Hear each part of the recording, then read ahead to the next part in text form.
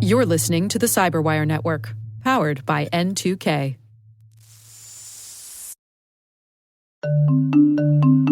When it comes to mobile application security, good enough is a risk.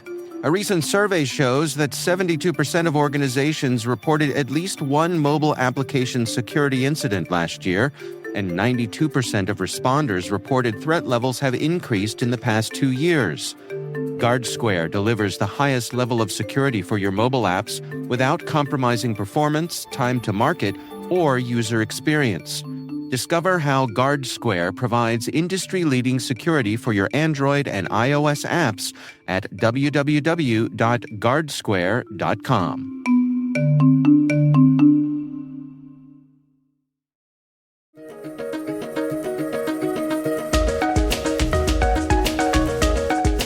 Hello, everyone, and welcome to the CyberWire's Research Saturday. I'm Dave Bittner, and this is our weekly conversation with researchers and analysts tracking down the threats and vulnerabilities, solving some of the hard problems, and protecting ourselves in a rapidly evolving cyberspace. Thanks for joining us.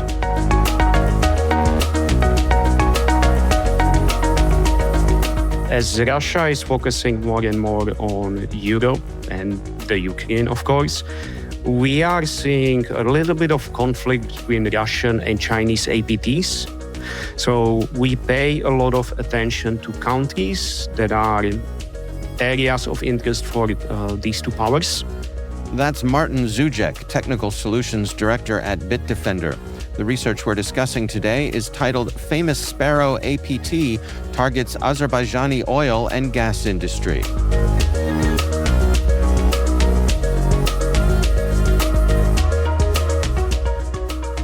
Well, take us through the research. I mean, what initially caught your attention here, and what did you discover?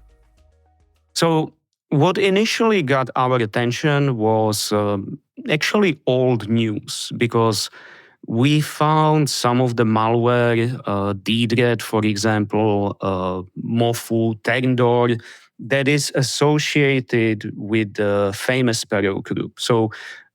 But what we found out early on is that these malware samples are slightly modified compared to what is publicly known. So that is always a sign that the part of portfolio from the APT keeps developing and keeps changing. So we are always interested in following. Anytime we find new version of the known malware, it is something that we pay a lot of attention. So we started following the whole case, the whole incident, and we discovered there is actually quite a lot of new stuff, and that's how this research came together. So it started with us finding modified version of known malware, and then we started discovering the whole operation behind it. Well, reading through the research, I mean, there were 3 waves of activity. What changed each time? Can you take us through what you all saw? Yes, so exactly. There were 3 waves of activity, and all of them came to the same door. So all of them came to Exchange server. So proxy hell, or proxy shell, proxy nutshell. We call it internally proxy hell. It's kind of all-encompassing. Right.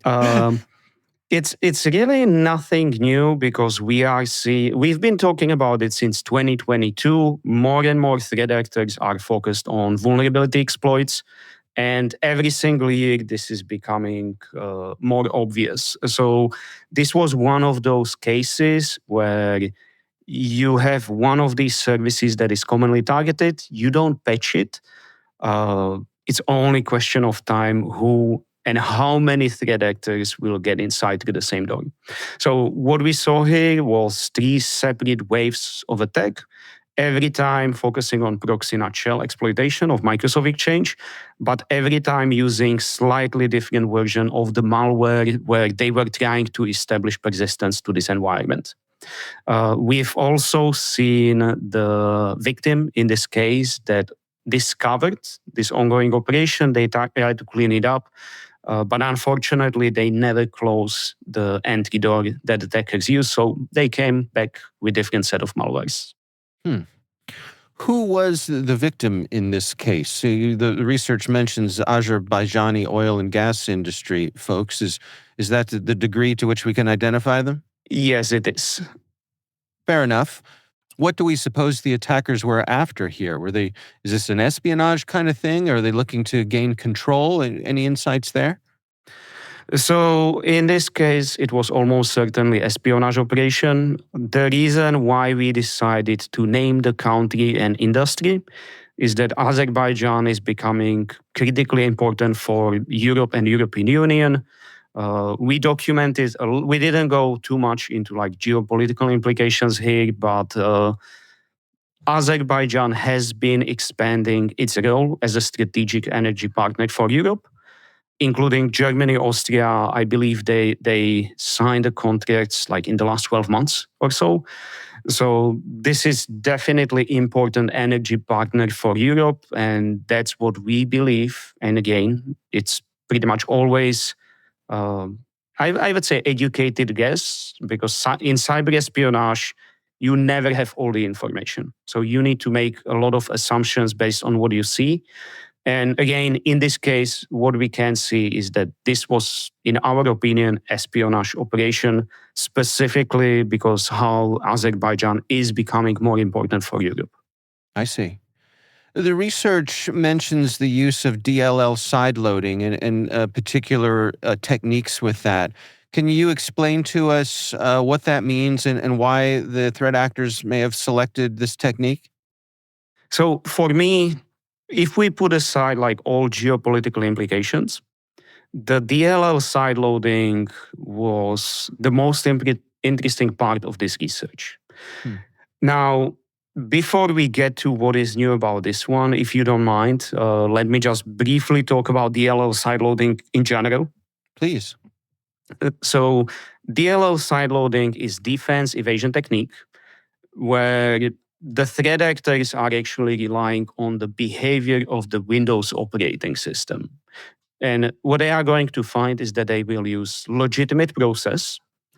And when you run that process, it's going to load the libraries where the functions are available in the program.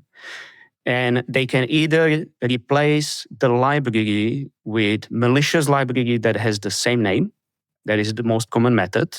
And pretty much what you are going to do is that if you are a defender and you are monitoring, you are going to see, let's say, Outlook.exe, legitimate process signed by Microsoft in this case. And on execution, it is going to load library that is malicious. So that is DLL sideloading. Now, a couple of years ago, and the last few years are kind of blending together, so I cannot say when, but we started noticing DLL sideloading appearing more and more. We actually did like a detailed explainer when we first encountered it, because there was not enough information for what we were seeing. The most important takeaway is following, in my opinion. So when we saw DLL sideloading being used as effective technique, in a very short time, the same technique was adopted by various different APT groups and then by financially motivated cyber criminals. So there was a very short time between this is new technique, or this, well, the technique itself is known for a long time, but this is kind of new technique that is becoming more popular, until the moment when this became like a commodity technique across especially the Chinese APT ecosystem. So there is a lot of theories behind. One thing that we are seeing with all these advanced APT groups, there must be, for the lack of better words, I'm going to call it academies for teaching offensive researchers. So what we are seeing very often is one group comes up with new approach, and very quickly all the groups from the same ecosystem are going to adopt that technique. Why it matters is that anytime we discover new advanced version of, for example, of the DLL sideloading, even if we found it in specific country, in this case Azerbaijan, it's really critical to pay attention because you are going to see the same technique used by other APT groups in the next few months, essentially. So that is why, even though the research is specifically focused on oil and gas industry in Azerbaijan, this specific technique is really critical because, again, we believe this will be adopted by multiple groups with different workloads in the next few months.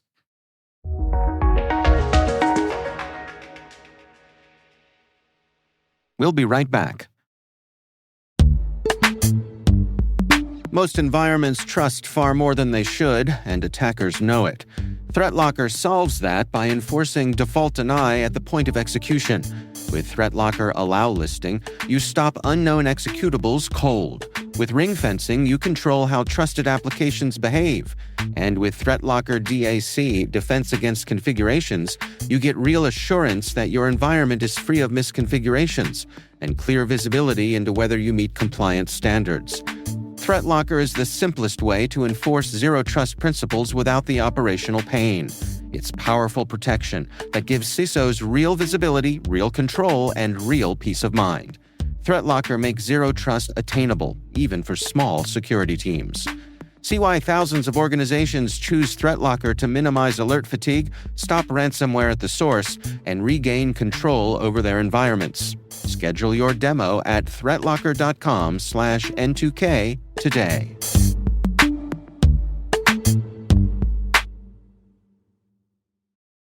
Study and play come together on a Windows 11 PC. And for a limited time, college students get the best of both worlds. Get the Unreal College Deal. Everything you need to study and play with select Windows 11 PCs. Eligible students get a year of Microsoft 365 Premium and a year of Xbox Game Pass Ultimate with a custom color Xbox wireless controller. Learn more at windows.com/student offer. While supplies last. Ends June 30th. Terms at aka.ms/collegepc. Wow. So that is kind of a high level, a little bit of history and why this matters. Now, I can tell you what was new and different about the DLL sideloading in this case, maybe? Yeah, please. So typically, as I mentioned, the way how DLL sideloading works is you have legitimate process, legitimate executable. When you execute it, it's going to locate library that have been replaced. It's going to load that library and execute malicious code inside. We have a lot of detection technology that is already looking at this, looking at unusual locations and this behavior. What was advanced in this case is that the malicious code itself is not initialized when the library is loaded. Instead, there were multiple separate steps, and when they all work together, only then malicious code is executed. So when the host executable is going to be executed, in this case, it's going to load malicious DLL, and it's going to trigger one of the functions. The functions in this malicious library is just going to patch one of APIs in memory to create hook. It is not going to execute anything malicious, and then it's going to stop working. Going back to that legitimate process that loaded this library and executed one of the functions, it will continue with execution until it comes to the moment in execution when it's going to call another function from the same library. And it is this second function that is going to pretty much execute the loader from the API and restore the payload and execute it. So what this means is that typically the detection that we are seeing in these malicious libraries, they are typically looking, hey, am I running in the sandbox? Is this virtual environment? There is a lot of logic like this. In this case, this is not needed because this advanced DLL sideloading is completely hidden from security sandboxes. So if the sandbox is going to execute it, it is most probably, in most cases, just going to say, hey, all of this is completely clean. I haven't seen anything suspicious. And that's because it's happening in multiple stages? Yes, and you need to execute those stages in specific order. So, for example, if you will have a look at this library, try to analyze what are exported functions, which functions are available to you, and then you will try to execute those functions one by one.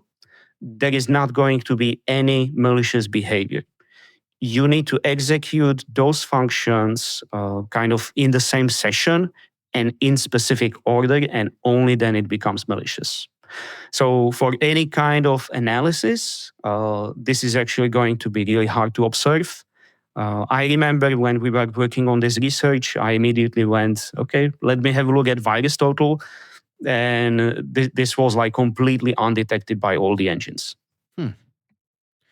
Now, the research mentions deployment of a couple of backdoor families. You've got DeedRat and TurnDoor. What part do they play in all this? Yes, so there were a couple of different backdoors that they've used. And pretty much all of this was for the threat actors after initial access. Again, same door every single time. They were just trying to use some of these backdoors that are well known to us. The only thing that was interesting for us is that there were slight modifications between them. Some bits have been changed. So again, for us, this is kind of the proof that the toolkit itself continues being actively developed and modified. What are the opportunities for detection here? If I'm a defender, what should I be looking for? So we shared, as we always do, the complete list of IOCs is publicly available, which we are doing every single time. My recommendation, the reason why we share this is also giving opportunities for other security companies to test out this new technique of DLL sideloading and making sure that their technology is able to recognize and detect when this is happening. Typically, with DLL sideloading attacks, it is combination of legitimate executable with malicious DLL. We documented which executable was used in this case. But as I mentioned before, DLL sideloading, it is not vulnerability of specific executable. It is legitimate behavior of Windows operating system that are the threat actors abusing. So again, like we are pretty sure that we are not only going to see the same technique used by different groups, but we are also going to see different executables that are vulnerable to the same execution flow. You mentioned that the victim organization had discovered some things and had efforts to remove the malware, but ultimately they were not successful. Why did they come up short? So that is something that I have very strong opinions about. For again, we have been documenting for many years how the threat actors again are very actively looking for internet-facing services and abusing them. And we are still seeing organizations are very slow in patching, and they still don't understand how the time to exploit is shortening dramatically. So there is a lot of reports and numbers related to how quickly are these new vulnerabilities weaponized. Typically, last year we've been talking when there is new vulnerability and POC is available, you have less than 24 hours before weaponization is industrialized, is what I would call. So again, this is another example of attack that we've seen many times over the last few weeks. We did have interesting research 2024 or 2025, where one of these exposed internet-facing services was compromised as well.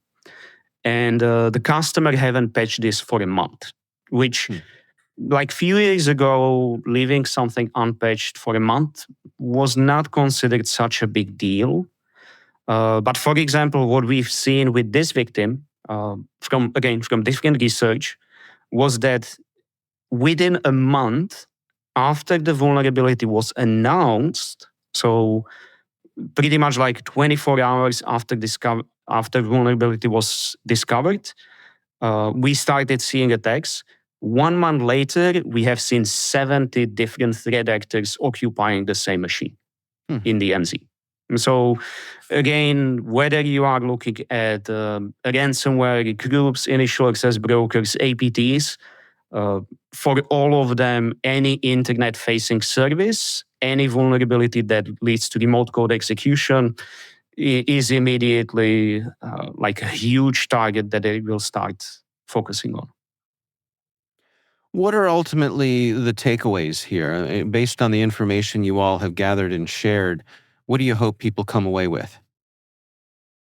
So one of the key takeaways here should be it is important to pay attention to research, even if it is not in your geo. So as I mentioned before, we actually spent quite a lot of time discussing how to address something like this because it is oil and gas, it's in Azerbaijan, and at the same time, we believe everyone should pay attention to this research because it is talking about technique that is going to be used everywhere very soon. So again, like one of the takeaways should be understand how APT groups are working together, how they are sharing the knowledge. And this is different for different countries. I would say they have different approach to this. But again, for example, with Chinese APTs, what we are seeing is anytime one of the groups come up with new or improved technique, all of them are going to adopt it real quickly.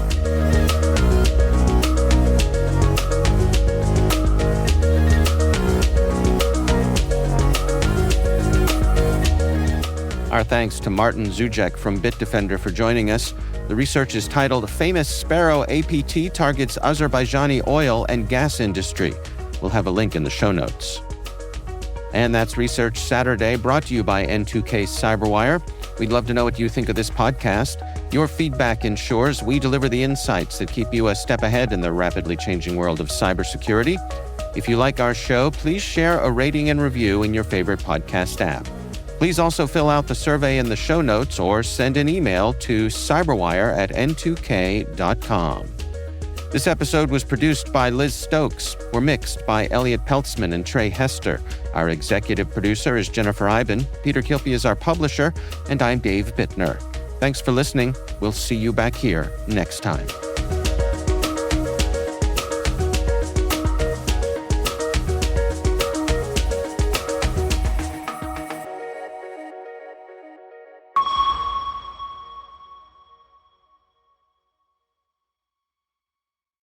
The right window treatments change everything: your sleep, your privacy, the way every room looks and feels. At Blinds.com, we've spent 30 years making it surprisingly simple to get exactly what your home needs. We've covered over 25 million windows and have 50,000 five-star reviews to prove we deliver. Whether you DIY it or want a pro to handle everything from measure to install, we have you covered. Real design professionals, free samples, zero pressure. Right now, get up to 45% off site-wide, plus get a free professional measure at Blinds.com. Rules and restrictions apply.